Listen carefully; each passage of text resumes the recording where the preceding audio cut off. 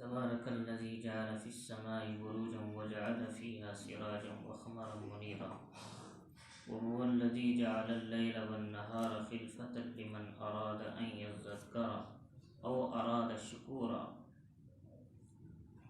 یہ سورۃ الفرقان کی 60 آیت ہے. اللہ رب العزت نے اس سورت کے شروع میں بھی لفظ تبارک کو لایا. تبارک الذی نزل الفرقان علی عبدہ لیکون للعالمین نذیرا. تو تبارک کا جو لفظ آتا ہے تو یہ بابرکت کے معنی دیتا ہے، یعنی کلام جو اللہ کا اترا ہے، جو معانی جو مطالب اللہ نے اپنے ذات سے نکال کر انسانیت کو دیے ہیں، وہ خیر کثیر ہے، وہ برکت والا کلام ہے. اور وہ کلام جب اتنا برکت کا حامل ہے تو وہ ذات کتنی برکت کی حامل ہوگی. تو اس لیے اللہ نے جب کبھی ایسا کوئی مضمون سامنے قرآن کا ذکر ہوتا ہے وہاں اللہ لفظ تبارک کا ذکر کرتے ہیں.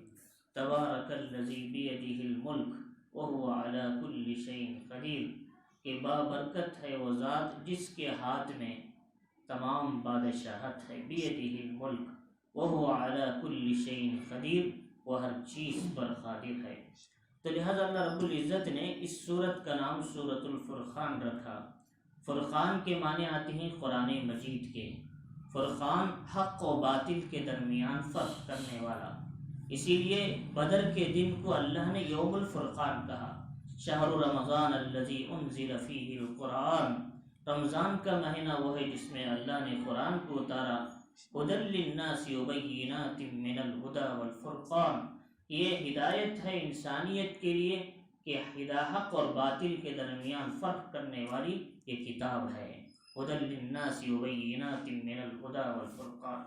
تو لہذا فرمائے کہ اس طریقے سے کہ فرقان یہ قرآن مجید کا کیا ہے، اللہ تعالیٰ کیا صفت ذکر کر رہے ہیں، حق اور باطل کے درمیان فرق کرنے والی یہ کتاب ہے. فرمائے کہ اللہ تعالیٰ نے فرمایا کہ نزل الفرقان، تو نزل الفرقان نے کہا نزل الفرقان، یہ قرآن بتدریج اترا ہے، یہ ایک دم نہیں اترا.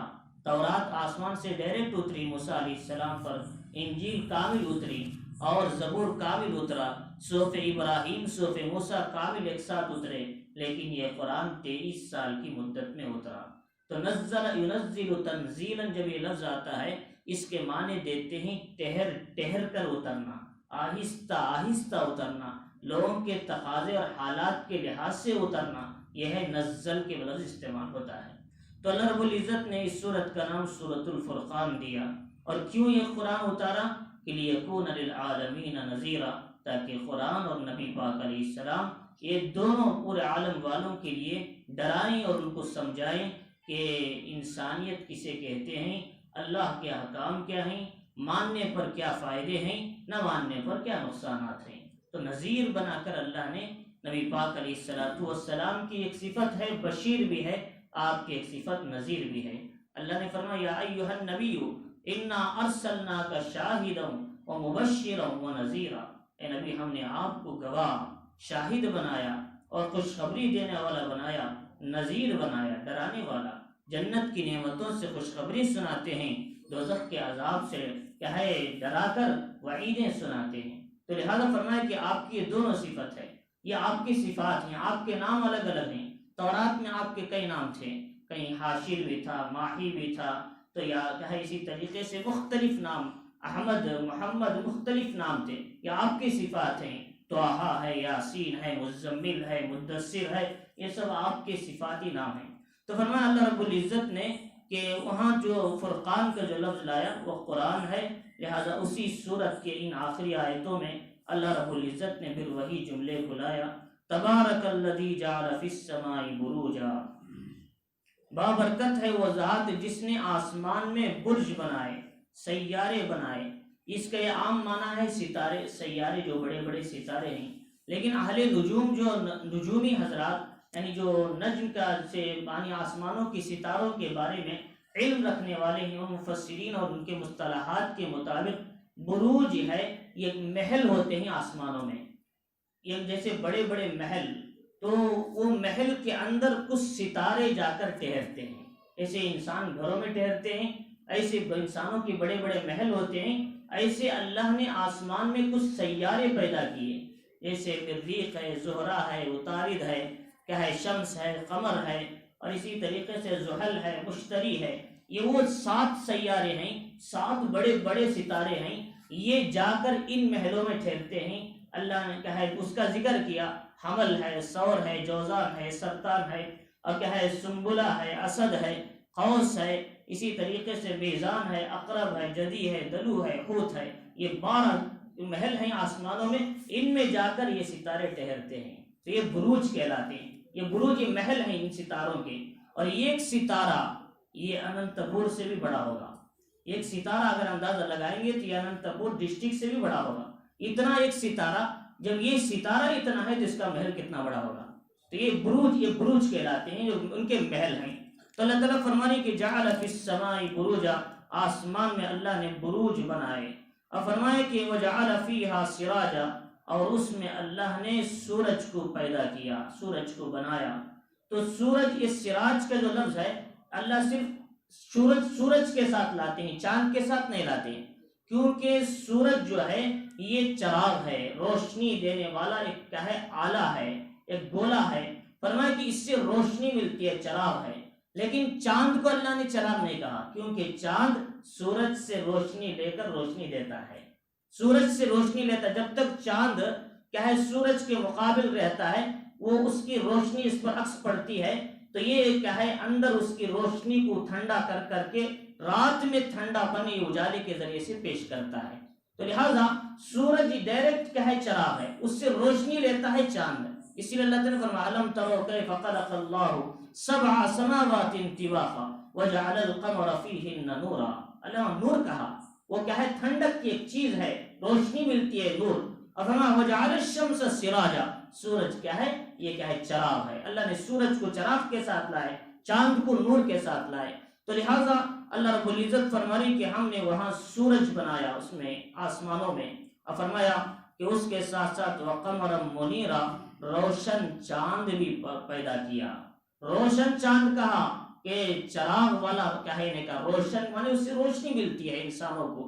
اور چاند کے فائدے کیا ہیں اللہ نے بہت سے بتائے، چاند کے اس کے فائدے ہیں، ستاروں کے فائدے کیا ہیں اللہ نے مختلف فرمائے۔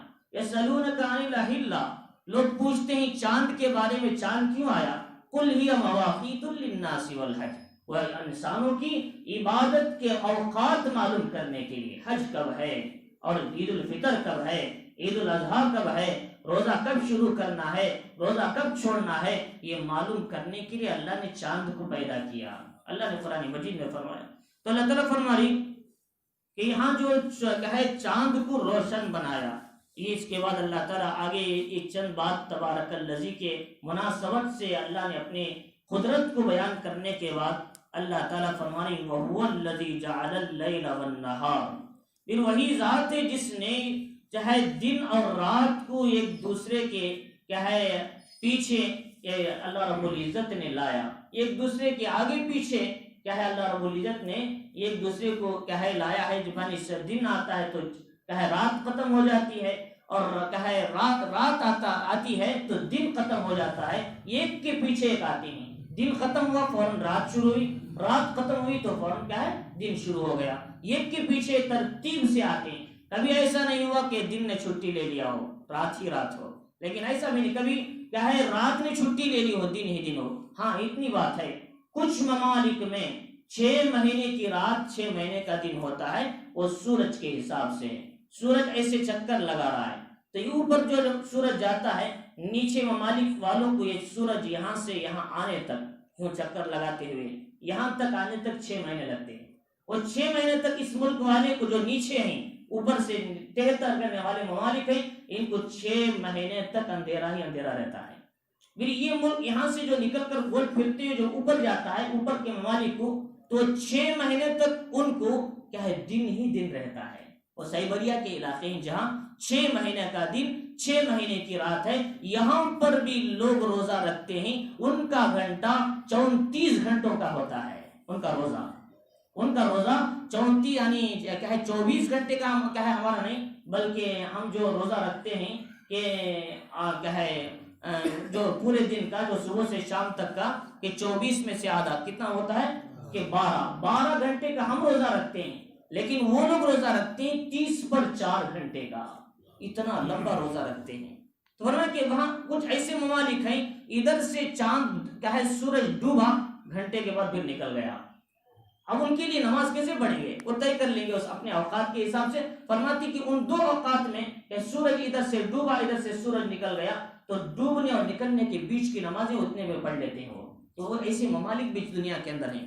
تو میرے حل فرمائے کہ اللہ رب العزت فرمائی کہ یہ جو سورج اور کیا ہے اللہ تعالیٰ نے دن اور رات کو ایک دوسرے کے آگے پیچھے پیدا کیا، اللہ رب العزت نے لایا، اور کس کے لیے؟ فرمایا لمن اراد ان یذکر، اس شخص کے لیے جو نصیحت حاصل کرنے کا ارادہ رکھتا ہے، جو ان پر غور و فکر کرتا ہے، اللہ کی ان کیا ہے نشانیوں پر غور کرتا ہے۔ اللہ نے سورج کو کیسے بنایا، زمین سے کتنے لاکھوں کلومیٹر اوپر ہے اور انسانوں کو روشنی دے رہا ہے۔ اگر کسی دن سورج نہ نکلے، 4 دن بارش ہو جائے، ٹھنڈ لگے، تو لوگوں کو سورج کی نعمت یاد آتی ہے۔ فرمایا کہ اللہ رب العزت نے سورج کو کیسے بنایا، اور اس سے وہ دن بھی دکھاتا ہے، روشنی بھی دیتا ہے، آرام بھی دیتا ہے، اور تمہارے اندر کی ٹھنڈ کو بھی نکالتا ہے، اس سے اس کے فائدے۔ اور اس کے بعد فرمایا اللہ رب العزت نے کہ اس پہ غور کرنے والوں کے لیے، نصیحت حاصل کرنے والوں کے لیے، او اراد شکورا، یا اللہ کی ان نعمتوں پر شکر ادا کرنے والے کے لیے اللہ تعالیٰ نے دن اور رات کو کیا ایک کے پیچھے لایا کہ ایک دوسرے کے بعد آتے ہیں۔ یہ نصیحت حاصل کرنے والوں کے لیے اس میں بڑی نصیحتیں ہیں۔ اللہ تعالیٰ قرآن میں فرمائی کہ ان فی خلق السماوات والارض واختلاف اللیل والنہار لآیات لأولی الالباب، کہ دیکھو آسمان زمین کے پیدا کرنے، دن اور رات کے عدلنے بدلنے میں، کہ واختلاف اللیل والنہار لآیات لأولی الالباب، عقل مندوں کے لیے بڑی نشانیاں ہیں۔ اور فرمایا آگے کہ وَيَتَفَكَّرُونَ فِي خَلْقِ السَّمَاوَاتِ وَالْأَرْضِ، تم آسمان و زمین میں جب غور و فکر کرو گے تو معلوم ہوگا اللہ نے زمین کو بیکار نہیں بنایا، سورج کو بیکار نہیں بنایا، چاند کو بیکار نہیں بنایا، اور کائنات کو بیکار نہیں بنایا، ہواؤں کو بیکار نہیں بنایا۔ اللہ نے ہر چیز کو ایک مقصد کے تحت بنایا، اور ان سب کو انسانوں کے فائدے کے لیے بنایا، اور انسان کو آخرت کی تیاری کے لیے بنایا۔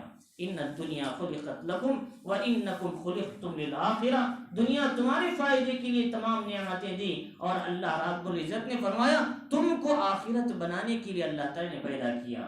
اللہ رب العزت آگے فرما رہی وعباد الرحمن الذین، یہاں سے ایمان والوں کے 13 صفات بیان فرما رہے اللہ تعالیٰ، 13 صفات ایمان والوں کے ہیں۔ اب فرمایا کہ وعباد الرحمن الذین، رحمان کے بندے، سب سے پہلے بندہ بننا ہے اللہ کا، اللہ کا بندہ بننا ہے، مخلوق کا بندہ نہیں بننا۔ اللہ کا بندہ وہ ہوتا ہے اپنی کیا ہے زندگی کی ایک ایک قدم بھی، ایک ایک گھنٹہ بھی اللہ کی اطاعت اور رضا کے مطابق گزارے، وہ اللہ کا بندہ ہے۔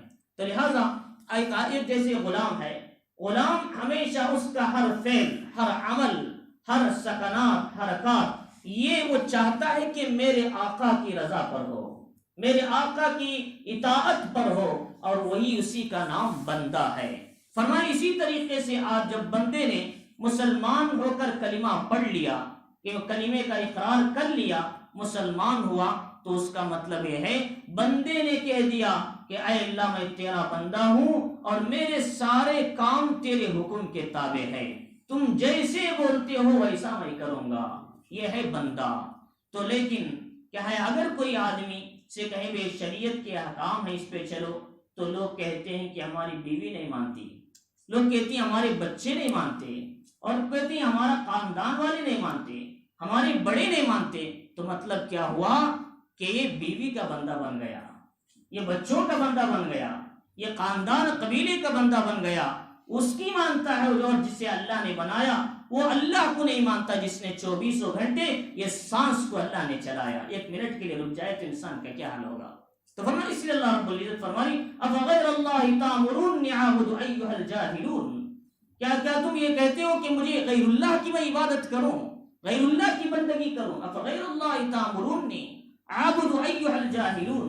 تو فرمایا کہ اس طریقے سے کہ ہم اللہ کے بندے بننا ہے، کیا ہے، مخلوق کے بندے نہیں بننا، خالق کے بندے بنو۔ خالق کے بندے جب بن جاتے ہیں تو اگر دنیا راضی رہے، مخلوق راضی رہے یا نہ رہے، ہم خالق کی رضامندی کی فکر میں لگے رہتے ہیں۔ جب ہم بندوں کی کیا ہے وہ بندگی کرنے لگتے ہیں تو کیا ہوگا، خالق کو ناراض کر کے چند روزہ مخلوق کے لیے تو راضی کر لیتے ہیں، لیکن ایک وقت آئے گا اللہ رب العزت کے یہاں اس کی سخت سزا ہوگی۔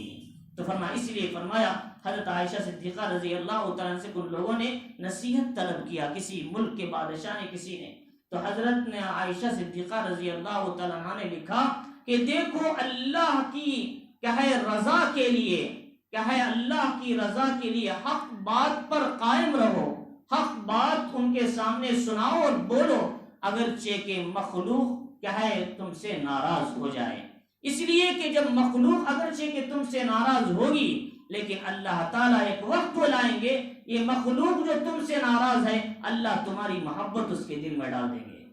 لیکن اگر تم نے کیا ہے خالق کو ناراض کیا اور حق کو چھپایا تو مخلوق جو اگرچہ کہ راضی ہے آپ سے، لیکن ایک دن تمہاری نفرت مخلوق کے دل میں اللہ ڈال دیں گے۔ تو لہذا فرمایا کہ حق بولنے پر اللہ تعالیٰ کیا ہے ان کی محبت ان کے دلوں میں ڈالتے ہیں، اگرچہ کہ تھوڑی دیر ناگواری ہوتی ہے۔ تو لہذا فرمایا اس لیے کہ حق بات کہیں اور خالق کو راضی کرنے کے لیے کہیں، مخلوق کو راضی کرنے کے لیے نہیں ہے۔ اور فرمایا اس کے بعد اللہ رب العزت نے فرمایا کہ سب سے پہلے بندے بنو رحمان کے، اور فرمایا الذین یمشون علی الارض ہونا، وہ کون لوگ ہیں کہ دوسری جو صفت پر اللہ رب العزت نے فرمائی رحمان کے بندوں کی، فرمایا کہ یمشون علی الارض ہونا، وہ زمین پر نرمی کے ساتھ چلتے ہیں، تواضع کے ساتھ، انکساری کے ساتھ، فقر اور تکبر کے ساتھ نہیں۔ قرآن مجید میں لقمان علیہ السلام نے اپنے بچے کو جو نصیحتیں کیا ان میں یہ بھی نصیحت کیا تھا، وَلَا تُسَيِّرْ قَدَّكَ لِلنَّاسِ وَلَا تَمْشِ فِي الْأَرْضِ مَرَحًا، کہ دیکھو اپنے گال کو پھیلاؤ نہیں، جب مخلوق تم سے ملنے کے لیے آئے، لوگ تم سے ملاقات کے لیے آ رہے، تم اپنے چہرے کو ہی پھیر رہے ہیں کہ اس لیے کہ تکبرانہ انداز سے، فخر کے انداز سے، میں ان سے کیا ملوں، یہ تو بہت چھوٹا آدمی ہے، مجھے تو بہت مال ہے، دولت ہے، بڑی ہے، اور بہت کچھ ہے، مجھے کرسیاں ہیں، طاقت ہے۔ فرمایا کہ اس طریقے سے ملنے کو اللہ رب العزت کے یہاں بہت ہی ناپسند عمل قرار دیا۔ تو فرمایا ایسا کام مت کرنا۔ اور دوسری بات بتائی کہ فرمایا وَلَا تُسَيِّرْ قَدَّكَ لِلنَّاسِ وَلَا تَمْشِ فِي الْأَرْضِ مَرَحًا، زمین میں اکڑ کر مت چلو، کہ اللہ رب العزت کو یہ بہت ہی ناپسند عمل ہے کہ ایک آدمی کیا ہے اکڑ کر چل رہا تھا، اپنی پاجامہ جھاڑتے ہوئے اللہ نے اسے زمین میں دھسا دیا اس کی تکبر کی بنیاد پر۔ تو لہذا فرمایا کہ قارون کو بھی اللہ تعالیٰ نے اس کی تکبر پر زمین میں دھسایا تھا اس کے مال کے ساتھ۔ تو اللہ تعالیٰ فرمائی کہ ایمان والے بندے جو ہوتے ہیں، اللہ کی اطاعت والے، تواضع ہوتا ہے، انکساری ہوتا ہے۔ نبی چلتے تھے ایسے جیسے ڈونل میں جا رہے ہیں، قدم مضبوط رکھ رہے ہیں، قدم سامنے آگے قریب رکھ رہے ہیں، اور کیا ہے ایک دم تیز بھی نہیں، ایک دم ہلکا بھی نہیں، میانہ روی کے ساتھ حضور چلتے تھے۔ تو لہٰذا ایک مرتبہ حضرت عمر رضی اللہ تعالیٰ عنہ نے ایک آدمی کو دیکھا سست جا رہا ہے، تو فرمایا کہ کیا بیمار ہے؟ فرمایا بیماری نہیں، ایسے ہی جا رہا ہوں۔ فرمایا کہ درہ اٹھایا اور کہا کہ سیدھا چل، اس میں اللہ رب العزت کو یہ عمل جو تو چل رہا ہے ناپسند عمل ہے۔ فرمایا آپ نے درہ فوراً اٹھایا تو سیدھا ہو گیا۔ تو فرمایا کہ عمر رضی اللہ تعالیٰ عنہ کیا ہے ایسے معاملات میں بہت سخت تھے جو اللہ کو ناراض کرنے والے اعمال میں۔ تو اللہ رب العزت نے فرمایا کہ اس طریقے سے کہ یمشون علی الارض ہونا، کہ زمین پر یہ لوگ نرمی سے، تواضع سے، انکساری سے چلتے ہیں۔ اور فرمایا وَإِذَا خَاطَبَهُمُ الْجَاهِلُونَ، تیسری صفت، جب جاہل لوگ ان سے بحث کر لیتے ہیں، کہ مباحثہ کر لیتے ہیں، چھیڑتے ہیں یا کچھ کہہ دیتے ہیں، تو وہ لوگ اس سے الجھتے نہیں ہیں، قالوا سلاما، کہ سلام بول کے آگے نکل جاتے ہیں۔ تو یہ سلام وہ سلام نہیں جو عام سلام کیا جاتا ہے، وہ تو پہلے ہی سلام کر لیے، یہ سلام ہے اس سے بچنے کے لیے، یہ سلام ہے اس سے کیا ہے چھٹکارا حاصل کرنے کے لیے، تو سلام بول کے آگے نکل جاتے ہیں۔ اگر اس سے 2 بات ہم ملائیں گے وہ 4 بات ملائے گا، ہم 4 ملائیں گے تو 8 ملائے گا، مسئلہ کہیں سے کہیں چلے جائیں گے۔ تو فرمایا اس لیے جب کوئی ایسا مسئلہ ہو تو اچھا بھائی اچھی بات ہے السلام علیکم بول کے آگے چلتے رہے، ایسے بحث کرنے کی کوئی ضرورت۔ تو لہذا اللہ رب العزت فرما رہی کہ ان کی صفت ہے کہ جو کیا ہے جاہل کا مطلب یہاں بے علم نہیں، بلکہ کیا ہے آگے بڑھ کر خود کیا ہے ایسا کیا ہے اس سے بحث کرنے کا ارادہ رکھنے والے یا اس سے چھیڑنے کا ارادہ کرنے والے یہ مراد ہیں۔ ورنہ تو کتنے ایسے لوگ ہیں جو جان کے بھی کہیں کسی کو کوئی بحث مباحثے میں ڈال لیتے ہیں۔ تو فرمایا اللہ رب العزت فرما رہی والذین، تیسری صفت یہ بتائی ایمان والوں کی، تو فرمایا والذین یبیتون لربہم سجدا وقیاما، پہلی صفت بندہ بننا، دوسری صفت تواضع کا انکساری کا ہونا، اور تیسری صفت ہے فرمایا کہ جاہلوں سے بحث مباحثہ نہیں کرنا، آگے نکل جانا۔ اور فرمایا کہ چوتھی صفت ہے وہ لوگ ہیں جو اپنے رب کے سامنے راتوں میں سجدہ اور قیام کی حالت میں گزارتے ہیں۔ یہ صفت ایمان والوں کی صفت ہے۔ محمد الرسول اللہ صلی اللہ علیہ وسلم نے فرمایا تہجد کی نماز پڑھو جو تم سے پہلے نیک لوگوں کی عادت رہی ہے۔ تو لہذا تمہاری اس نماز سے اللہ کا قرب ملتا ہے، گناہوں کا کفارہ بنتا ہے۔ تو فرمایا اس لیے نماز پڑھا کرو۔ تو اسی لیے فرمایا کہ تہجد کی نماز اللہ کو بہت پسند ہے۔ تین لوگوں کو دیکھ کر اللہ ہنستے ہیں، اللہ خوشی مناتے ہیں تین لوگوں کو دیکھ کر۔ ایک رات کی تنہائی میں پوری مخلوق سو رہی ہے، یا اللہ سے مناجات کر رہا ہے کھڑ کے اکیلے، اللہ اسے دیکھ کر ہنستے ہیں۔ یہ میرا بندہ کسی نیند کو چھوڑ کر، آرام کو چھوڑ کر، بستروں کو چھوڑ کر، اے سی کمروں کو چھوڑ کر میرے سامنے میری مناجات کے لیے تنہائی میں آیا ہے، یہ جو مانگتا ہے میں اسے عطا کرتا ہوں۔ تو لہٰذا حدیث شریف میں آتا ہے جب آخر رات ہوتی ہے اللہ پکار کر کہتی ہیں حل من مستغفر فاغفر له، ہے کوئی معافی مانگنے والا تنہائی میں اسے معاف کرتا ہوں۔ حل من مسترزق فارزقه، ہے کوئی روزی طلب کرنے والا پریشان ہے روزی کے لیے، آئے مانگے میں اسے روزی کیا ہے روزی میں برکت دیتا ہوں۔ تو یہ صبح تک اعلان ہوتا ہے، کب تک؟ فجر کی اذان دینے کے وقت تک اللہ اعلان کرتے ہیں۔ کس کے لیے؟ تہجد پڑھنے والوں کے لیے۔ اور فرمایا اس لیے ہمیں چاہیے کہ تہجد کی نماز کی عادت ڈالیں، یہ اللہ والوں کی صفات رہی ہیں، لہذا جو تہجد کی نماز پڑھتے ہیں ان کی قبر میں روشنی ہوتی ہے۔ تو فرمایا قبر کی روشنی تہجد کی نماز میں ہے۔ تو فرمایا اس لیے اللہ تعالیٰ فرمایا یہ لوگ وہ ہیں جو راتوں میں سجدے میں گزار دیتے ہیں، قیام میں گزار دیتے ہیں۔ تو سجدہ اور قیام کا مطلب یہ عبادت میں لگ جاتے ہیں۔ اسی لیے حضرت ابن عباس رضی اللہ تعالیٰ فرماتے ہیں کہ عشاء کے بعد 2 رکعت نفل نماز پڑھ لیں، اللہ چاہے تو اس سے بھی ان کو تہجد کی نماز کا ثواب دے سکتے ہیں۔ لیکن یہ عشاء کی نماز کے بعد جو 2 رکعت پڑھتے ہیں، یہاں مسئلہ مجھے سمجھانا ہے، یہ جو 2 رکعت یہ کیا ہے ضعیف حضرات بیٹھ کر پڑھ سکتے ہیں، لیکن نوجوان حضرات کھڑ کے نماز پڑھیں، یہ بھی بیٹھ کر نہیں پڑھنا۔ نوجوان حضرات کو دیکھا جاتا حضور صلی اللہ علیہ وسلم بیٹھ کے پڑھیں اس لیے ہم بھی پڑھیں گے، لیکن ایسی بات نہیں۔ حضور صلی اللہ علیہ وسلم اگر بیٹھ کے بھی پڑھتے تو آپ کو کامل ثواب تھا آپ کے لیے، لیکن یہ امت اگر بیٹھ کر پڑھتی ہے تو اسے آدھا ثواب ہے، کامل نہیں ملتا۔ تو فرمایا ہم خامخواہ ہمارے پاس طاقت ہے، ہم فرضیں پڑھ رہے ہیں، سنتیں پڑھ رہے ہیں، یہ 2 رکعت ہی بیٹھ کے لیے کیوں پڑھے؟ آدھا ثواب کیوں پائیں؟ پورا ثواب پائیں۔ اس لیے فرمایا جن کے اندر طاقت ہے وہ کھڑ کے پڑھ سکتے ہیں، کھڑ کے پڑھیں۔ لہٰذا حضور پڑھتے تھے ہم بھی پڑھیں گے، حضور کا مقام الگ ہے، آپ کو اللہ تعالیٰ پوری نماز کا ثواب بیٹھے تو بھی دیتا، لیکن ہم کو نہیں دیں گے، ہم کو بیٹھنے پر آدھا، کھڑنے پر پورا۔ تو حضور کا ہم سے تقابل کیسے کریں؟ تو فرمایا اس لیے کہ وہ عشاء کے بعد جو 2 رکعت حضور پڑھتے تھے ہم بھی پڑھیں گے، اچھی بات ہے، ہو سکتا ہے تہجد کی نماز کا ثواب اس میں اللہ تعالیٰ عطا فرما دے، اگر نہیں اٹھے تو بہتر ہے کہ یہ نماز کو بھی کھڑ کر پڑھیں، بیٹھ کر نہیں۔ تو فرمایا اس کے بعد تو اللہ رب العزت فرماری کہ اسی طریقے سے کیا ہے یہ چوتھی صفت ہے ایمان والوں کی، اللہ تعالیٰ فرماری ایسے لوگوں کے لیے جو رات میں کھڑتے ہیں تتجافا جنوبهم عن المضاجع يدعون ربهم خوفا وطمعا ومما رزقناهم ينفقون، یہ وہ لوگ ہیں جو اپنے پہلوؤں کو اپنے خوابگاہوں سے بستروں سے الگ کر کے اللہ کے دربار میں کھڑے ہوتے ہیں۔ فرمایا ان کے لیے اللہ نے ایسی نعمتیں تیار کر رکھی ہیں، آنکھ نے نہیں دیکھا، کان نے نہیں سنا، دل میں بھی کسی کا خیال نہ گزرا، ایسی نعمتیں رات کے وقت میں کھڑے ہونے والوں کے لیے اللہ نکال کر رکھے ہیں۔ فرمایا اس لیے تہجد کے بڑے فضائل ہیں، بڑی تفصیل ہے تہجد کی نماز کی، اس لیے رات میں اٹھ کر اللہ رب العزت سے مانگے کہ آدمی کے لیے ایک ہے عام نماز 5 وقتہ، یہ نماز میں عام سب لوگ جاتے ہیں مجلس میں بیٹھتے ہیں اور اس میں کیا ہے یہ مسئلہ سب کے لیے عام ہوتا ہے، لیکن اللہ تعالیٰ کہتے ہیں کچھ خاص بھی آؤ میرے پاس۔ ہر آدمی سوچتا ہے کہ کسی بڑے آدمی کے پاس ذرا خاص میں جا کر ملے، خاص بات کرنا ہے، تو اللہ رب العزت فرمایا ہمارے پاس خاص بات کرنے کے لیے اتنا وقت ہے، دنیا کے آدمی کے لیے خاص بات کرنے کے لیے تمہارے لیے بہت وقت ہے، لیکن ہمارے پاس اتنا وقت نہیں ہے۔ تو فرمایا اس لیے فرمایا کہ جس آدمی کو میں نے پیدا کیا اس کے لیے خاص وقت ڈھونڈ رہے ہیں، جو رب تمہیں بنایا اور جس کے پاس تم جا رہے اسے بنایا، کائنات کو بنایا، کیا اس کے لیے تمہارے پاس خاص وقت آنے کے لیے نہیں ہے؟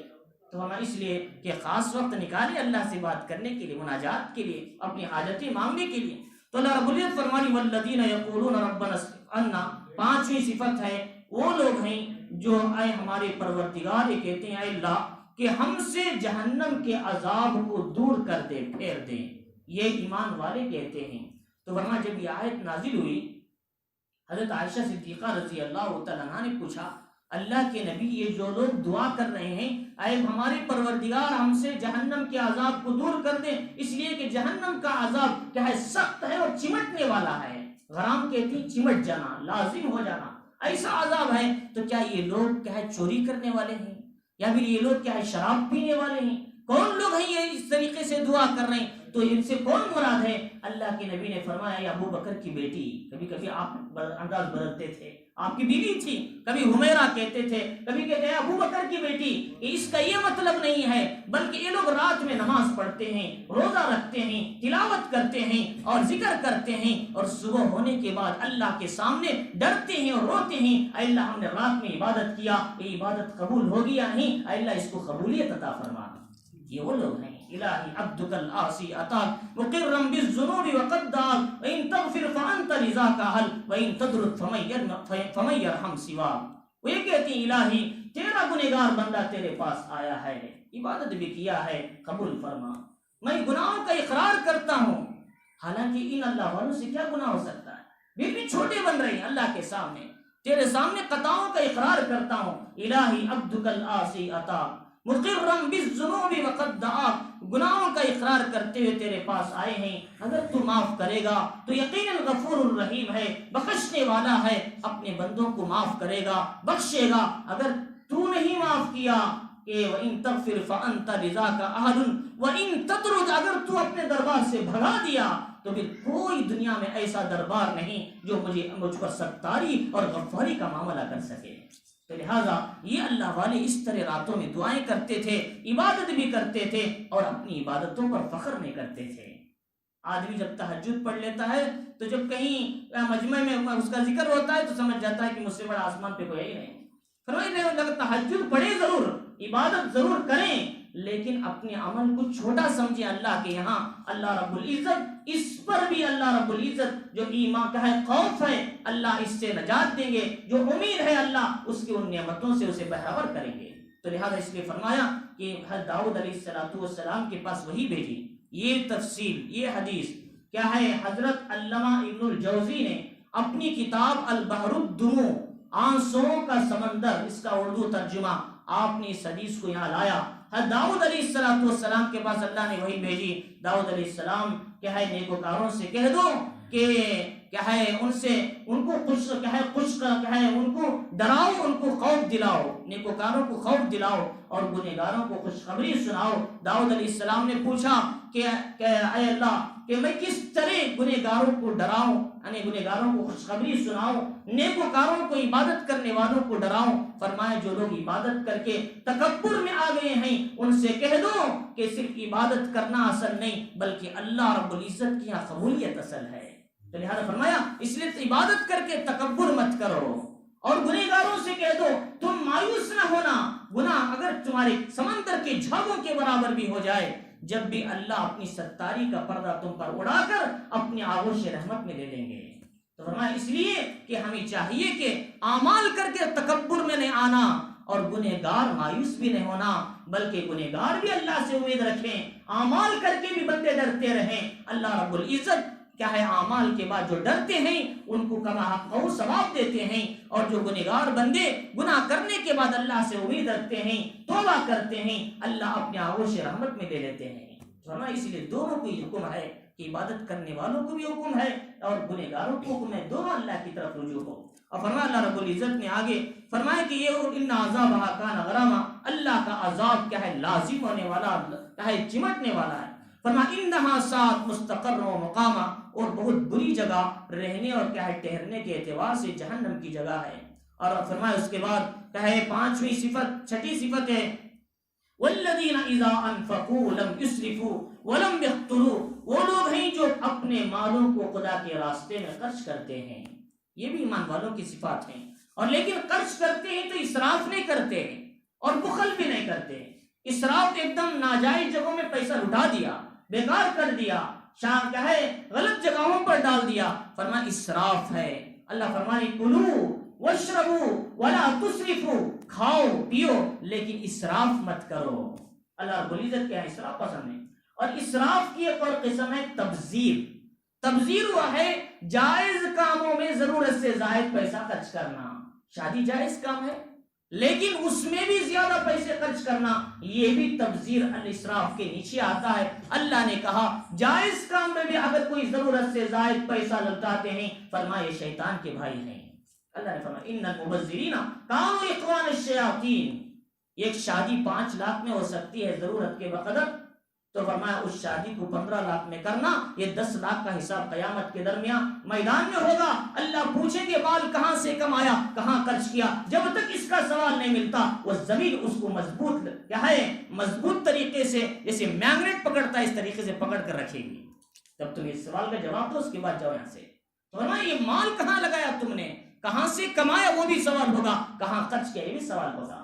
تو فرمایا اس لیے تو فرمایا کہ مال کو ضرورت کے درجے میں خرچ کرو، خواہش کے درجے میں خرچ مت کرو، ضرورت کے درجے میں خرچ کر کے، اور جو مال بچا ہے امت محمد رسول اللہ صلی اللہ علیہ وسلم کی امت پر اس مال کو صرف کرو، اللہ رب العزت کے یہاں اس پر بڑا ثواب ملتا ہے۔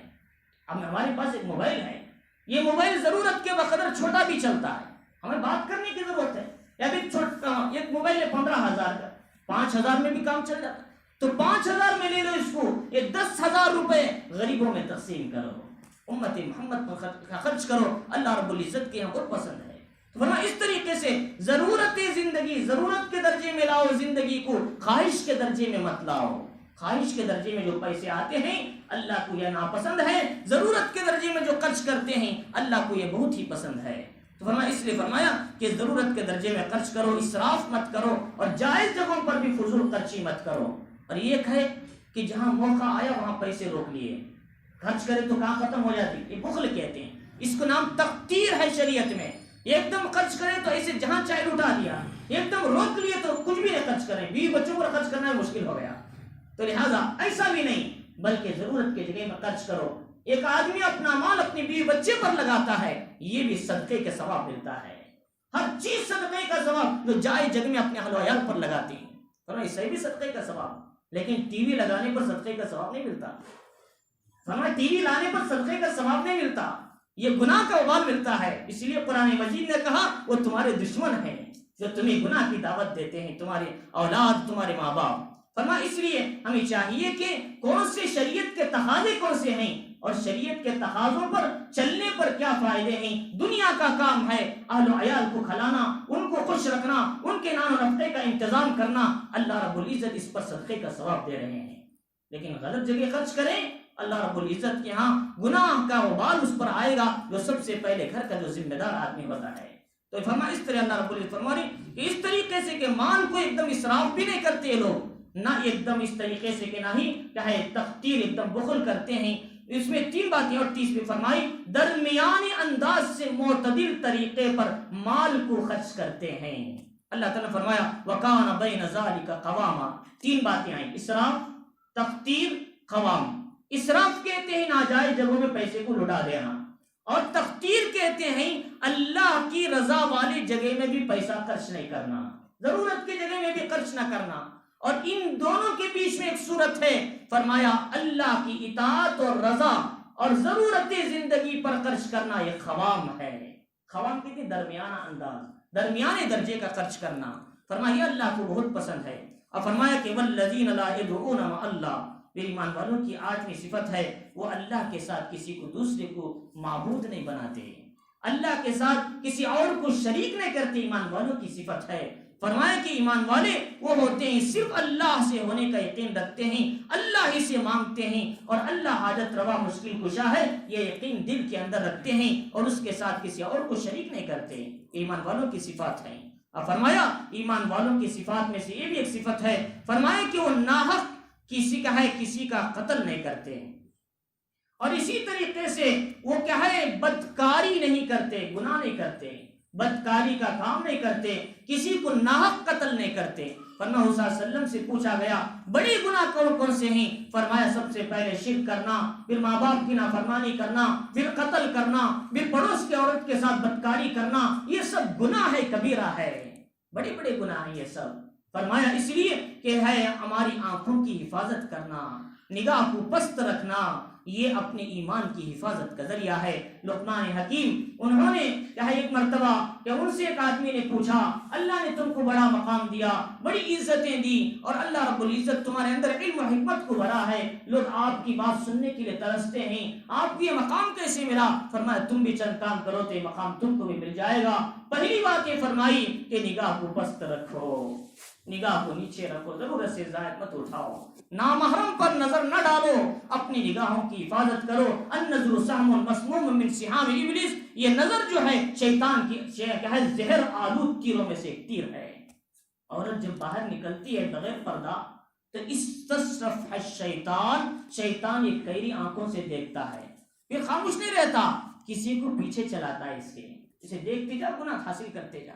فرمایا اس طریقے سے فرمایا عورتیں بھی پردہ کریں تاکہ اس شیطان کے شر سے بچیں، مرد بھی نظر نیچے رکھیں، شیطان کے شر سے بچ سکیں۔ قل للمؤمنین یغضوا من ابصارہم قل للمؤمنات یغضضن من ابصارہن، ایمان والی بھی اپنے مرد حضرات بھی نظروں کو نیچے رکھیں، عورتیں بھی نظروں کو نیچے رکھیں۔ کہ کہیں چلے گئے مرد حضرات تو اپنی نظر کیا نیچے رکھ لیے، عورتیں دیکھتے رہے، بھئی یہ مردوں کو حکم ہے، عورتوں کو کہاں حکم ہے؟ فرمایا عورتوں کو جیسے حکم ہے مردوں کو وہی حکم ہے۔ اسی لیے حضرت ازواج مطہرات ایک مرتبہ سامنے آ گئی، ام مکتوم رضی اللہ تعالیٰ بیٹھے ہوئے تھے۔ حضرت ام مکتوم جو صحابی رسول ہیں، اندھے صحابی تھے، حضور کے سامنے بیٹھے ہوئے تھے، تو انہوں نے جب سامنے آئے تو حضور نے کہا کہ پردہ کرو، صحابی بیٹھے، تو انہوں نے ازواج مطہرات میں سے ایک ازواج مطہرات میں سے ایک بیوی نے آپ کے کہا کہ اللہ کے نبی یہ تو اندھے ہیں، کہاں دیکھتے ہیں؟ فرمایا وہ اندھے ہیں تو تم تو اندھے نہیں ہو، تم تو ان کو دیکھ رہے ہو۔ فرمایا اس لیے دونوں کو چاہیے کہ دونوں پردے کا لحاظ کریں، مرد بھی اور عورت بھی، دونوں کے لیے۔ تو اللہ رب العزت فرما رہے کہ اس طریقے سے کہ یہ لوگ وہ ہیں کیا ہے، فرمائے کہ بدکاری نہیں کرتے اور نگاہ کو پست رکھنے والے ہوتے ہیں، اور ناحق کسی کا قتل نہیں کرتے مگر حق کے ساتھ۔ حق کے ساتھ قتل کرنے کے راستے تین ہیں۔ ایک آدمی اسلام میں آنے کے بعد دوبارہ پھر کافر ہو گیا، شریعت کی سزا ہے کہ اسے قتل کرو۔ اس نے اسلام جیسے مذہب کو آنے کے بعد بھی، ایسا پسندیدہ مذہب قبول کرنے کے بعد بھی پھر بھی وہ اسلام چھوڑ کر جا رہا ہے ضلالت و گمراہی کی طرف، اس کی سزا یہ ہے کہ اسے قتل کر دیا جائے، یہی سزا ہے شریعت میں۔ اگر اسلامی ملک ہوگا تو یہ کرے گا، یا اسلامی ملک کی کوئی اس وقت قانون نہیں ہے، لہٰذا جہاں اسلامی ملک کہتے ہیں وہاں اس سے زیادہ عیاشیاں چل رہے ہیں۔ تو فرمایا دوسری بات یہ فرمائی کہ ایک آدمی شادی شدہ ہے، بدکاری کرتا ہے، زنا، فرمایا اس کی سزا ہے پتھر مار مار کر اسے ختم کر دو، زمین میں گلے تک گاڑ کر دو۔ فرمایا یہ سنسار کی سزا ہے، یہ شریعت میں حکم ہے۔ اور تیسرا فرمایا کہ اگر کسی نے کسی کو ناحق قتل کیا ہے، فرمایا قصاص میں اسے بھی قتل کرو۔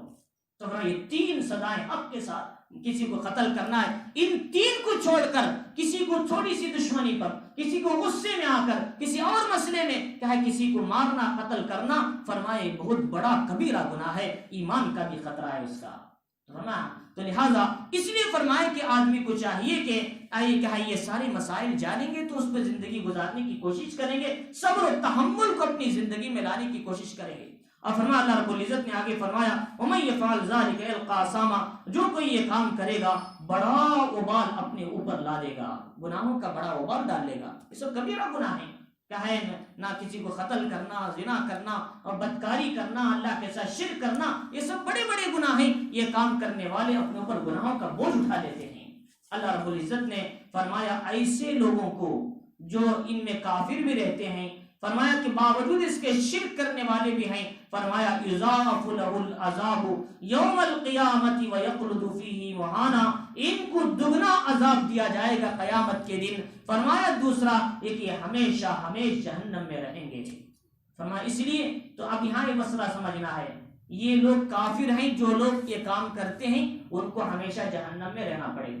لیکن مسلمان یہ کام کریں, ایک زمانہ جہنم میں جلنے کے بعد اللہ رب العزت بعد میں اس کے تمام گناہوں کے معاف ہونے کے بعد اور اس کو پھر جنت میں بھیجیں گے, اس لیے اس نے کلمہ پڑھا ہے.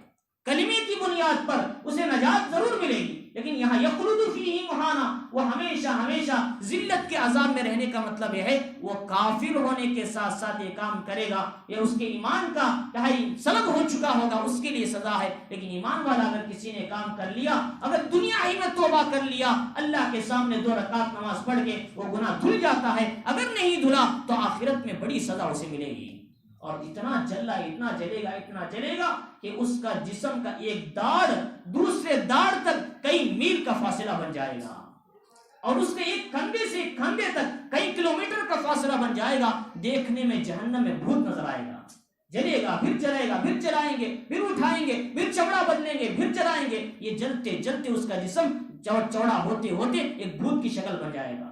اس کے بعد پھر اسے سالہ سال جلنے کے بعد نہر حیات میں ڈالا جائے گا. وہ نہر حیات میں ڈالنے کے بعد اس کا جسم بال صحیح سالم بنے گا. اس کے بعد اسے جنت میں بھیجا جائے.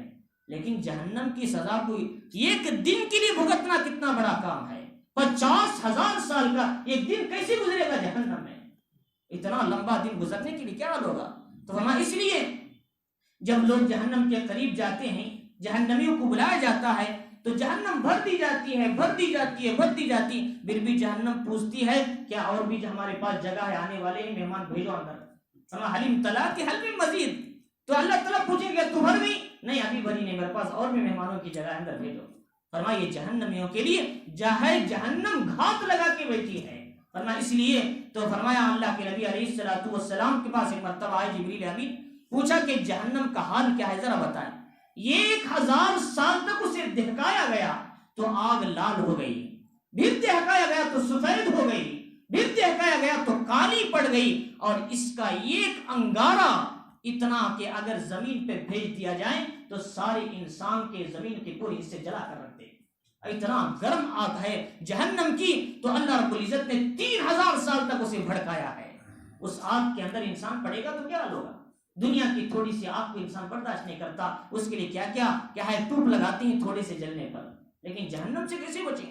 تو فرمایا اس لیے کبیرہ گناہوں سے بچو, کبیرہ گناہوں سے توبہ کرو. جیسے ہی گناہ ہو گیا, لیکن توبہ شرط ہے. لوگ سمجھتے ہیں ہم نماز پڑھ رہے ہیں اس لیے گناہ معاف ہو رہے ہیں. نماز سے چھوٹے گناہ معاف ہوتے, بڑے گناہوں کے لیے توبہ شرط ہے. اس لیے آگے اللہ تعالیٰ فرمایا الا من تابا, بڑے گناہ ذکر کرنے کے بعد اللہ مگر جس نے توبہ کیا, الا من تابا وآمنا, نیک عمل کا ایمان لایا, یعنی کافر تھے وہ, توبہ کرنے کے بعد ایمان لائے, وعمل صالحا, پھر نیک عمل کیا, اللہ اس کے گناہوں کو نیکیوں سے بدل دیتے ہیں. اور پھر فرمایا وکان اللہ غفور الرحیم, اللہ بخشنے والے مہربان ہیں. یہ پہلی توبہ ہے.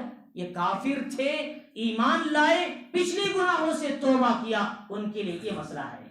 لیکن مسلمان تھا پہلے سے ہی, لیکن گناہ کر دیا تھا, کبیرہ گناہ, اللہ اسے آگے ذکر کر رہے ہیں ومن تاب وعمل صالحا, مگر جس نے اور جو شخص جس نے توبہ کیا, نیک عمل کیا, فَإِنَّهُ يَتُوبُ إِلَى اللَّهِ مَتَابًا, وہ اللہ کی طرف سچی توبہ کر کے رجوع ہونے والا ہے. تو یہاں اللہ نے ایمان کا لفظ نہیں لایا, کیوں؟ پہلے سے مسلمان ہے وہ, اس سے گناہ ہو گئی. ایسے آدمی کو بھی حکم ہے توبہ کرنے کے بعد فوراً نیک عمل بھی کرتے رہو. اسی لیے اللہ کے نبی صلی اللہ علیہ وسلم فرمایا کہ جیسے ہی گناہ ہو گیا فوراً توبہ کرو اور کوئی نیک عمل کر لو, یہ پچھلا والا گناہ مٹ جائے گا. ان الحسنات یذهبن السیئات جو آیا ہے قرآن مجید میں, نماز پڑھو گے تمہارے گناہ معاف ہوں گے. اس سے چھوٹے گناہ ہیں, بڑے گناہ معاف نہیں ہوتے. اس نے فجر کی نماز پڑھی, ظہر کی نماز پڑھی, تو فجر سے عصر کے بیچ میں چھوٹے چھوٹے گناہ ہو گئے, ظہر کی نماز سے معاف ہو گئے. لیکن اس سے چھوٹے گناہ تو معاف ہوئے, بڑے گناہوں کے لیے توبہ شرط ہے. اگر یہ گناہ اگر توبہ نہیں کیا, یہ کالا دھبا بیٹھتے بیٹھتے بیٹھتے ایک وقت تو آئے گا پورا دل کالا ہو جائے گا, بن نیک ہدایت کی بات اس کے دل میں نہیں اترے گی. اللہ مہر لگا, ختم اللہ علی قلوبہم وعلی سمعہم وعلی ابصارہم غشاوہ, اللہ نے ان کے دلوں پر, ان کے آنکھوں پر, ان کے کانوں پر مہر لگا دیا, وہ ہدایت کی طرف نہیں آ سکتے. ہماری مہر لگ جاتی ہے. مہر لگنے سے پہلے اپنے دلوں کو صاف کر لو ذکر اللہ کے ذریعے، اطاعت کے ذریعے، عبادت کے ذریعے. تو فرمایا بہرحال تو اللہ تعالیٰ نے فرمایا کہ یہ لوگ ہیں جو توبہ کرتے ہیں، معافی مانگتے ہیں، اللہ رب العزت ان کے گناہوں کو معاف فرماتے ہیں. حضرت عمر بن العاص رضی اللہ تعالیٰ عنہ حضور صلی اللہ علیہ وسلم کے پاس آئے اور انہوں نے کہا کہ اللہ کے نبی میں ایمان لانا چاہتا ہوں، ہاتھ بڑھائیے، آپ کے ہاتھ پر بیعت کرتا ہوں. تو آپ نے ہاتھ بڑھایا تو حضرت عمر بن العاص نے ہاتھ پیچھے لیا. فرمایا کہ عمر بن العاص کیا بات ہے کہ میں آپ کے سامنے ہاتھ بڑھا رہا ہوں، تم ہاتھ پیچھے لے رہے ہیں اور بیعت کے لیے؟ تو فرمایا اللہ کے نبی ایک شرط یہ ہے اگر میں ایمان قبول کر لوں، توبہ کروں، تو کیا میرے پچھلے گناہ معاف ہو جائیں گے؟ اللہ اس کا ذکر کر رہے ہیں. جو آدمی ایمان لائے، توبہ کریں، نیک عمل کریں، اللہ اس کے سارے پچھلے گناہوں کو نیکیوں سے بدل دیتے ہیں. اللہ تعالیٰ فرمائے کہ ہاں عمر بن العاص کہ الاسلام یہدم ما کان قبلا، اسلام اپنے پچھلے تمام گناہوں کو معاف کر دیتا ہے. والحج یہدم ما کان قبلا، کہ اسی طریقے سے حج بھی اپنے پچھلے تمام گناہوں کو معاف کرتا ہے. والہجرۃ تہدم ما کان قبلا، دین کے قاتل ایک ملک چھوڑ کر دوسرے ملک جانا اپنے دین کی حفاظت کے لیے، فرمایا اللہ کے دین کی اشاعت کے لیے یہ ہجرت بھی انسان کے گناہوں کو پاک کر دیتی ہے. فرمایا اس لیے کہ اسلام اپنے ماخبر کے گناہوں کو معاف کر دیتا ہے. فرمایا یہ اسی کا ذکر ہے. اللہ رب فرمانے کہ قرآن مجید میں اس کا مضمون ذکر کیا، توبہ کریں، ایمان لائیں، نیک عمل کریں، اللہ ان کے برائیوں کو نیکیوں سے بدل دیتے ہیں. اور ایمان والے توبہ کر کے فوراً نیک عمل کریں، 2 رکعت نماز پڑھیں اور اللہ کے سامنے معافی مانگے، اللہ تعالیٰ ان کی توبہ کو قبول فرماتے ہیں. اور فرمایا اس کے بعد والذین لا یشهدون الزور، ایمان والوں کی ایک صفت یہ ہے کہ جھوٹی مجلسوں میں، باطل مجلسوں میں نہیں جاتے. جہاں گناہ ہوتا ہے، عیاشی ہوتی ہے، یا پھر کیا ہے غلط کام ہوتا ہے، ایمان والے وہاں نہیں جاتے. لہٰذا وہ دعوتیں جن دعوتوں کے اندر آرکیسٹرا ہوتا ہے ان دعوتوں میں جانا حرام ہے. وہ دعوتیں جن شادیوں میں آرکیسٹرا رکھا جاتا ہے، ویڈیوگرافی کھلم کھلی ہوتی ہے، مردوں عورتوں کا اختلاط ہوتا ہے، فرمایا ایسی دعوتوں میں بھی جانا درست نہیں ہے. فرمایا یہ اللہ کو ناراض کرنے والی دعوتیں، یہ باطل مجلسیں ہیں، فرمایا اللہ کو ناپسند ہے. فرمایا اس طریقے سے کفر و شرک ہے، گناہ ہے، یہ سب اس کے اندر آ جاتے ہیں. فرمایا وَإِذَا مَرُّوا بِاللَّغْوِ مَرُّوا كِرَامًا، اور جب یہ لوگ کسی لغو مجلسوں سے گزرتے ہیں، مَرُّوا كِرَامًا، شرافت کے ساتھ نکل جاتے ہیں، ان مجلسوں کے پاس نہیں ٹھہرتے. دیکھتے ہیں گناہ ہو رہا ہے، فوراً بازو سے کھسک کے نکل جاتے ہیں، ہم بیٹھتے ہی نہیں. یہ نیک لوگوں کی عادت ہے. حضرت عبداللہ ابن مسعود رضی اللہ عنہ ایک مجلس میں گئے، لغو ہو رہا تھا، آہستہ سے کھسک کے باہر نکل گئے. جب واپس گھر کو آئے، حضور صلی اللہ علیہ وسلم کو معلوم ہوا تو حضور صلی اللہ علیہ وسلم نے فرمایا عبداللہ ابن مسعود کریم ہے. اس لیے کہ قرآن کہتا ہے جو مجلسوں سے نکل کر باہر آ جاتے ہیں، اللہ انہیں کہے اشرف بناتے ہیں، انہیں معزز قرار دیتے ہیں. فرمایا اس لیے ایسے مجلسوں سے بھی پرہیز کریں. لقمان حکیم سے پوچھا کہ تم کو یہ مقام کیسے ملا؟ 2 باتوں کی وجہ سے. ایک تو یہ کہ میں سچ بولتا ہوں ہمیشہ، اور لغو فضول باتوں سے میں پرہیز کرتا ہوں، اس کی وجہ سے مجھے یہ مقام ملا ہے. تو فرمایا اس لیے ہمیں چاہیے کہ لغو باتوں سے پرہیز کرنا، لغو کا کلام سے پرہیز کرنا، فضولیات سے بچنا، اور کیا ہے اپنے آپ کو سچائی پر قائم رکھنا. یہ 2 باتیں اللہ رب العزت کو بہت پسند ہے. اور فرمایا اس کے بعد اللہ تعالیٰ نے والذین اذا ذکروا بآیات ربہم، جب ان کے سامنے اللہ کی آیتیں پڑھ کر سنائی جاتی ہیں کلام، تو لم یخروا علیہا صما وعمیانا، وہ ان پر اندھے اور بہرے بن کر نہیں گرتے اور بیٹھتے ہیں، توجہ سے سنتے ہیں، عمل کی نیت سے سنتے ہیں. ایسا نہیں کہ پہلے زمانے میں مشرکین بھی بیٹھتے تھے، یہود بھی بیٹھتے تھے، نصارہ بھی بیٹھتے تھے، یوں گویا کہ ہم نے چونکہ ایسے ہی بیٹھا ہے، ان کے کان اس پر نہیں ہوتے تھے، بلکہ باہر نکلتے تو پھر اپنا کام شروع کرتے تھے. لیکن صحابہ حضور کی ایک ایک عمل کو سنتے تھے، کان کے ساتھ اور آنکھوں کی چاہے پوری توجہ کے ساتھ اور پورے دل اور دماغ لگا کر پھر اس پر عمل کرنے کے جذبے سے سنتے تھے. تو اس لیے جیسے ہی حکم آتا تھا عمل کر کے اس عمل کی سنت کو ادا کرتے تھے. قرآن مجید میں ہے لن تنالوا البر حتى تنفقوا مما تحبون، تم میں سے کوئی اس وقت تک ہرگز نیکی کو نہیں پا سکتا جب تک کہ پسندیدہ چیز اللہ کے راستے میں خرچ نہ کرے. ایک صحابی اٹھے، اللہ کے نبی یہ باغ میرا بڑا پسندیدہ ہے، تمام لوگوں کا محبوب باغ ہے، اور میں اس باغ کو اللہ کے راستے میں صدقہ کر دیتا ہوں. یہ بیرہا، یہ وہ لوگ بیرہا کہتے ہیں، بیرہا نے اس کا نام بیرہا، بیر کہتے ہیں کنویں کو، ہا اس کنویں کا نام تھا. بیرہا مطلب اور دوسرا ہو جائے گا. پھر فرمایا کہ یہ بیرہا کنواں میں مجھے بہت پسند ہے، اس کو میں خدا کے راستے میں دیتا ہوں. کیوں؟ اللہ نے آیت اب اتاری کہ تم جب تک اپنی پسندیدہ چیز خدا کے راہ میں خرچ نہیں کرو گے اس وقت تک تم نیکی کو نہیں پاؤ گے. اور یہ میری پسندیدہ چیز ہے، میں خرچ کر دیتا ہوں. تو صحابہ نے ایک اللہ کے حکم کو بجا لانے کے لیے اپنی قیمتی باغات خدا کے راستے میں صرف کر دیا. تو ہمارا کیا، ہم اپنے اللہ کو راضی کرنے کے لیے کیا ہے ایسے کوئی کام نہیں کر سکتے جو دین کے کام ہیں، رفاہی کام ہیں، یتیموں کی مدد کرنا، بیواؤں پر رحم کھانا، اور کہے بھوکوں کو کھانا کھلانا، کمزوروں کا ساتھ دینا. فرمایا یہ کام بھی اللہ کو بہت پسند ہے، اور دین کے کاموں میں اور رفاہی کاموں میں اپنے مال کو خرچ کر کے اللہ کو راضی کرے. تو اللہ رب العزت نے فرمایا کہ اس کے بعد یہ بتایا کہ والذین یقولون ربنا هب لنا من ازواجنا وذریاتنا، وہ لوگ کہتے ہیں ہمارے پروردگار ہم کو ہماری بیویاں اور ہمارے اولاد سے کیا ٹھنڈک عطا فرما، آنکھوں کی ٹھنڈک نصیب فرما، ان کو نیک بنا اور ان کے ذریعے سے ہمیں خیر عطا فرما اور ان کو نافرمان مت بنا. یہ دعائیں کرتے ہیں یہ جنت والے، یہ ایمان والے ان کی صفت میں سے ہے. فرما وجعلنا للمتقین اماما، اور ہم کو متقیوں کا پرہیزگاروں کا پیشوا بنا. ایک ہے آدمی چلنا، ایک ہے دوسروں کے لیے آئیڈیل نمونہ بننا. ایک ہے آدمی چلتا ہے لیکن چلنا اصل نہیں، چلتے ہوئے دوسروں کو دکھانا نمونہ وہ اصل ہے. آدمی نمونہ کب بنے گا؟ جبکہ ہماری پوری زندگی خدا کی اطاعت پر ہوگی، دوسروں کے لیے نمونہ بن جائیں گے اور دوسروں کو دیکھ کر کیا ہے غیر لوگ بھی اسلام میں آنے لگیں گے. ایسے نمونے تھے پہلے زمانے میں بنگلہ دیش میں، جہاں برما کے علاقوں میں ہماری جو عرب کے لوگ تاجرین آئے، ان کی تجارت کو دیکھ کر لوگ مسلمان ہوئے، یہود و نصارہ ان کے عمل کو دیکھ کر اسلام میں آئے. ورنہ ایسا نمونہ ہم بنے تاکہ دوسروں کے لیے، لیکن غلط نمونہ نہیں بننا. من سن سنتا حسنتا فله اجرها واجر من عمل بها. یہ ایک اچھا راستہ ڈالتے ہیں اور اس پر جتنے لوگ چلتے ہیں اس کا ثواب پہلے اچھا راستہ ڈالنے والے کو قیامت تک ملتا ہے. اگر غلط راستہ ڈالیں گے اس کا وبال بھی اسے ملتا رہے گا. قابل نے حابیل کو قتل کیا تو اس نے غلط راستہ ڈالا قتل کا گناہ کا، قیامت تک اس کے اکاؤنٹ میں جہاں بھی قتل ہوگا اسے ملتا رہے گا، اس لیے اس نے غلط راستہ ڈالا. تو نیک راستہ ڈالو گے تو نیک راستے کی نیکیاں ہم کو قیامت تک ملتی رہیں گی، قبر میں بھی ملے گی. تو فرمایا اس لیے کہ نیک راستے کی کیا ہے رہنمائی کرنا ہے، نمونہ بننا ہے متقیوں کا. اور فرمایا اس کے بعد اولئک یجزون الغرفۃ بما صبروا، یہ وہ لوگ ہیں ان کے صبر کے بدلے میں، ان کے اعمال کے بدلے میں اللہ ان کو جنت کے بالا خانے عطا فرمائیں گے. ایسے بالا خانے ہوں گے، اندر ٹھہریں گے تو باہر کی چیزیں نظر آئیں گی، باہر ٹھہریں گے تو اندر کی پوری چیزیں نظر آئیں گی. ہمارے بال خانے میں باہر ٹھہریں گے تو اندر کی ساری چیزیں نظر نہیں آتی، صرف باہر کی نظر آتی. لیکن جنت ایسی ہوگی تو تم جنت کے اندر باہر ٹھہرو گے تو بھی ساری چیزیں نظر آئیں گی، اور اندر ٹھہرو گے تو باہر کا سارا باغ سارا میدان نظر آئے گا. یہ جنت کی نعمتیں بالا خانے ہیں. اللہ رب العزت نے فرمایا وَيُلَقَّوْنَ فِيهَا تَحِيَّةً وَسَلَامًا، وہاں ان کو ویلکم، مبارکبادی اور سلام پیش کیا جائے گا. فرشتے بھی سلام بولیں گے، اللہ بھی سلام کہیں گے. سلام قولا من رب الرحیم، رب رحیم کی طرف سے جنتیوں تم کو سلام ہے. ہم کو کوئی آدمی سلام کر دے نیک بزرگ تو ہم خوش ہو جاتے ہیں، اللہ سلام کرے تو اس کا حال کیا ہوگا جنتی کا.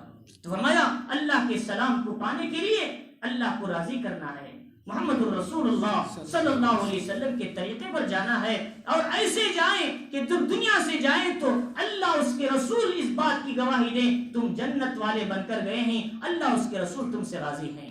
حضرت عمر بن عبدالعزیز رحمۃ اللہ علیہ بہت سادہ زندگی گزاری، مال تھا، دولتیں تھی. ایک دن ان کے گھر میں کیا ہے ان کے قادم بھی وہ اندر تشریف لائے، آپ کے گھر میں تشریف لائے تو ان کی بیٹیاں ایسے منہ پر کپڑا رکھی ہوئی تھی. تو پوچھا کہ بیٹیاں ایسے منہ کی چھپائی گئی؟ فرمایا ابا جان آج کھانے میں سالن نہیں تھا، ہم نے پیاز چبا کے کھا لیا. وہ گورنر جس کی حکومت 3 پو دنیا پر چلتی تھی وہ عمر ابن عبدالعزیز، جس کی شاہی خاندان اور حکومت تھی، اور ہشام ان کا سالے تھے، ایسے بڑے بڑے عبد الملک تھے، مروان تھے، یہ بڑے بڑے لوگ آپ کے رشتہ دار تھے. لیکن انہوں نے کیسی زندگی گزاری، مال و دولت، عیش و عشرت. لیکن عمر ابن عبدالعزیز رحمۃ اللہ علیہ کی زندگی وہ تھی گھر میں کھانے کے لیے سالن بھی نہیں تھا ان کے پاس. تو یہ جب ان کا وفات کا وقت آیا تو ان کو قبر میں ایسے رکھا تو اوپر سے ایسی چٹھی آ کر گری، آواز آئی کہ براءۃ من اللہ لعمر ابن عبد العزیز من النار. آواز آئی اوپر سے، ادھر سے چھوٹا سا پرچہ گرا تو فرمایا کہ اٹھا کر دیکھا، کیا لکھا ہوا تھا اس میں عمر ابن عبد العزیز سے اللہ راضی ہے، عمر ابن عبد العزیز سے اللہ راضی ہے، جہنم ان سے دور ہے۔ دیکھو دنیا سے جائیں تو ایسے جائیں اللہ دنیا میں پروانہ دے دے، اللہ تم سے راضی ہے، نبی تم سے راضی ہیں، تو ایسی زندگی گزارنا ہے جس سے اللہ راضی ہو جائے۔ اور فرمایا اس کے بعد کہ اللہ رب العزت فرمانی وہاں سلام ہوگا، مبارکبادی ہوگی، اس جنت میں ہمیشہ رہیں گے، وہ آرام کا، سکون کا، اچھا ٹھکانہ ہے رہنے کا۔ قُلْ مَا يَعْبَأُ بِكُمْ رَبِّي لَوْلَا دُعَاؤُكُمْ، اللہ فرمانی اگر تم میرے تقاضوں پر نہ چلیں گے اور میری بات نہ مانتے تو پھر اللہ کو تمہاری کوئی پرواہ نہیں ہے، اللہ کو کوئی پرواہ نہیں کہ تم نہیں مانتے، میری بات پر نہیں چلتے۔ پھر کوئی کہے گا کہ میں اللہ کی بات کیوں مانوں، کیا اللہ کی شان میں تھوڑی نیچے آ جائے گا؟ اللہ فرمانی ساری انسانیت کے دل ایک آدمی کی طرح ہو جائیں جو نافرمان ہے، اللہ کی شان میں کچھ کمی نہیں آتی۔ ساری انسانوں کے دل اس شخص کی طرح ہو جائے جو دنیا کا سب سے بڑا نیک اور پرہیزگار ہے، اللہ کی شان میں کچھ اضافہ نہیں ہوتا۔ اللہ اپنی جگہ وراء الورا ہے، اللہ کو تمہاری کوئی پرواہ نہیں، جو تم عمل کرو گے اپنی ذات کے لیے، اپنے فائدے کے لیے، اپنی آخرت کے لیے، اپنے انسان اپنی زندگی بنانے کے لیے تم کرو گے، اس سے میری شان میں کچھ اضافہ کمی کا مسئلہ نہیں ہے۔ تو اللہ تعالیٰ فرمانی اگر تم نہ کرتے تو تمہیں کوئی پرواہ نہیں، میری پکڑ کبھی بھی آ سکتی ہے تم پر۔ اور فرمایا کہ فقد کذبتم فسوف یکون لزاما، لیکن کفار تم نے جھٹلا دیا، تم نے جھٹلا دیا، میری بات نہیں مانی، ماننے والے نبی کی بات مان لیے۔ اللہ نے بدر میں کامیابی دیا، احد میں کامیابی دیا، حنین میں کامیابی دیا، خندق میں کامیابی دیا، قدم قدم پر اللہ نے کامیابی دی، لیکن مشرکو تم نے نہیں مانی میری نبی کی بات۔ اب دیکھو تمہارا انجام کیا ہے، اللہ نے بدر کے اندر ان سب کی گردنوں کو اڑا دیا۔ بدر کے اندر یہ سب کے سب گڑے میں پڑے ہوئے تھے جو اللہ کی نبی کو تکلیف پہنچاتے تھے۔ اللہ نے فرمایا تمہارا انجام کیا ہے، فقد کذبتم فسوف یکون لزاما، کہ دیکھو ان قریب تم کو آخرت کی سزا تو ملے گی، دنیا میں ہی تم کو انجام مل کر رہے گا۔ تو اللہ رب العزت نے اس کا انجام سمجھایا۔ تو اللہ تعالیٰ فرمانی کہ اللہ کی نافرمانی اللہ کو بہت ہی ناپسند ہے، لیکن بندوں کو نافرمان دیکھ کر بھی اللہ تعالیٰ پھر بھی کھلا رہے، پھر بھی پلا رہے۔ اللہ سے زیادہ حلیم برداشت کرنے والا دنیا میں کوئی ہے ہی نہیں ہے۔ اگر اللہ پکڑنے پر آ جائے، اللہ فرمانی اس زمین پر کوئی تم میں چلنے کے قابل نہیں رہے گا۔ اللہ تعالیٰ فرمانی قرآن مجید میں۔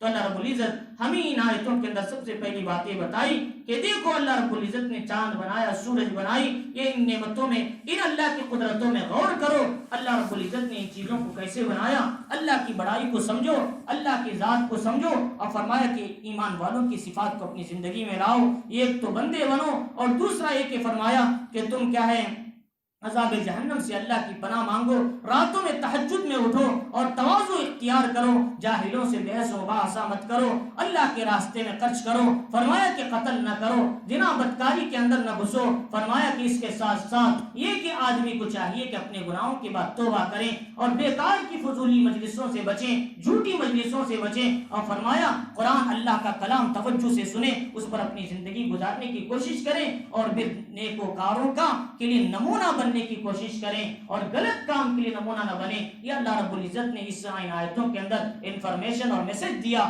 اللہ رب العزت ہمیں ان باتوں کو سمجھنے، اس پر عمل کی توفیق عطا فرمائے۔